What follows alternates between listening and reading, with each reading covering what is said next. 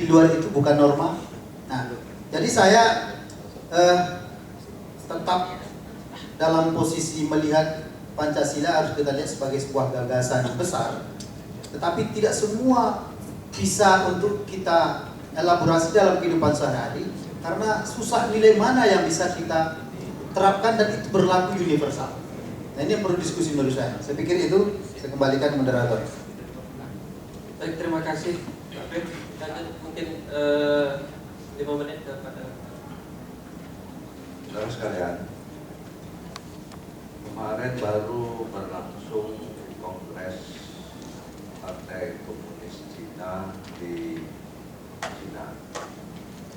Ada yang menarik buat saya dari Presiden Xi Jinping, yaitu perubahan konstitusi partai, di mana memasukkan pemikiran-pemikiran Xi Jinping pada konstitusi partai. Ada satu yang saya menarik adalah bagaimana dia dalam 5 atau 10 tahun ke depan membuat Cina ini menjadi sebuah model penerapan sosialisme model Cina. Ini kaitannya dengan ideologi kita. Artinya apa? Bahwa nilai abstrak dari komunisme dengan berbagai gagasan-gagasan yang ada itu pada kekinian itu diterjemahkan pada saat sekarang. Dia tetap abstrak dan penuh nilai seperti ditemukan oleh Karl Marx, ditemukan oleh Lenin dan sebagainya. Tetapi dengan kekinian merespon perkembangan baru dari dunia ini, dia menjawabnya sekarang, yaitu sosialisme model Cina. Nah, sekarang kita berhadapan dengan ideologi Pancasila ini. Ideologi Pancasila tadi Pak Firdaus nyatakan siapa penafsirnya. Penafsirnya mau tak mau dari zaman ke zaman berubah dia. Artinya apa? Zamannya angkatan boleh melakukan kritik terhadap rezim sebelumnya, karena tidak ada satu halangan bahwa generasi sekarang tidak boleh menafsirkan ideologi itu. Oleh karena itu wajar saja kalau Orde Baru mengkritik rezim sebelumnya, dan Orde Baru sekarang dikritik lagi oleh rezim sekarang ini. Kita sekarang menafsirkan Pancasila itu. Nah, oleh karena itu menafsirkan Pancasila dengan situasi sekarang yang berubah dari masa Orde Baru adalah hak generasi sekarang juga. Kita boleh mengatakan bahwa yang dulu itu tak sesuai, ya tak sesuai dengan sekarang, dengan abad sekarang. Kita tak mau lagi Orde Baru itu muncul sekarang ini. Misalnya demikian. Oleh karena itu penafsiran yang harus dilakukan adalah bagaimana kekinian itu. Nah, jadi dia tetap jadi nilai-nilai yang abstrak, nilai-nilai yang penuh nilai dan seterusnya. Nah, sekarang nilai itu bagaimana cara mengamalkan?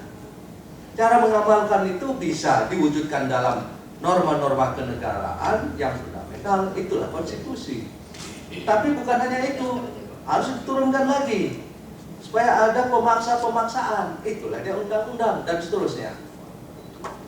Tetapi di luar itu juga bisa dalam bentuk etika. Etika perlu dikembangkan, maka itu ada poin nomor berapa, 5 atau 6, itu perlu dikembangkan kan tidak? Ternyata sudah banyak pengembangannya tidak semata-mata menjadi norma peraturan perundang-undangan seperti dikembangkan oleh Jimli Asidiki. Bahkan beliau menginginkan agar penegakan sistem peradilan etika. Nah, ini kan perkembangan baru. Oleh karena itu kaitannya dengan Pancasila adalah ketika diamalkan itu dalam bentuk apa? Pengamalan itu dalam bentuk peraturan perundang-undangan, etika dan lain sebagainya. Tapi di luar itu, bagaimana selanjutnya etika dan peraturan itu dilaksanakan? Itulah dia pengamalan-pengamalan praktis, di mana kita punya masalah besar, apakah masalah korupsi dan lain sebagainya. Oleh karena itu menurut saya, bagaimanapun ini perlu terus dijawab dan diskusi sampai jam 3 sore nanti. Kalau tak, proyek yang gagal nanti itu. Nah, itu soalnya. Cair ya. Cairnya. Jadi baik yang banyak bicara tak jadi cair. Terakhir adalah apakah ada bangsa-bangsa di luar Indonesia ini yang mengganti ideologi negaranya? Ini yang perlu kita cermati. Karena ternyata dalam sejarah bangsa-bangsa pergantian ideologi itu memungkinkan. Iran pada waktu Shah Reza Pahlavi dengan sekularisme, dengan Iranisme dan sebagainya akhirnya berganti karena rezimnya represif, mendapat perlawanan dari Ayatullah, menjadi dia ideologi Islam. Turki sebelumnya Islam Hilamah Osmaniyah, muncul Karl Marx, muncul Kemal Atatürk, jadi sekulerisme, nasionalisme dan republikanisme. Kemudian sekarang bergeser lagi menjadi agak Erdoganisme, yang agak Islam. Misalnya ya, walaupun sekuler. Uni Soviet sebelumnya adalah Barat juga, tapi dengan kekerasan menjadi Republik Komunis. Dan tahun 90 berubah lagi menjadi sebuah republik nasionalisme. Nah, Indonesia itu juga perlu berhati-hati agar tidak ada usaha untuk merubahnya. Persoalannya bagaimana supaya ideologi itu bisa langgeng. Maka harus mencontoh negara-negara yang tak langgeng itu. Ini agaknya jawaban kalau memang perlu. Ya, 7 poin itu sebetulnya kan menjawab supaya Pancasila terus tidak berganti. Karena negara-negara lain pernah berganti, baik dengan kekerasan atau dengan revolusi yang lembut. Nah, oleh karena itu agaknya jawaban-jawaban yang mungkin memungkinkan kita telurkan sampai jam 3 sore ini perlulah dari situlah ya. Saya kira itu saja komen saya. Terima kasih. Baik, terima kasih Pak Dr.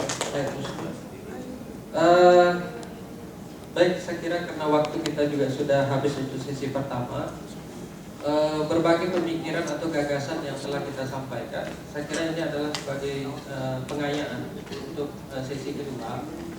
Tetapi pada sesi kedua kita lebih pada memfokuskan dari 7 tema, 7 bahasan yang ada. Ya.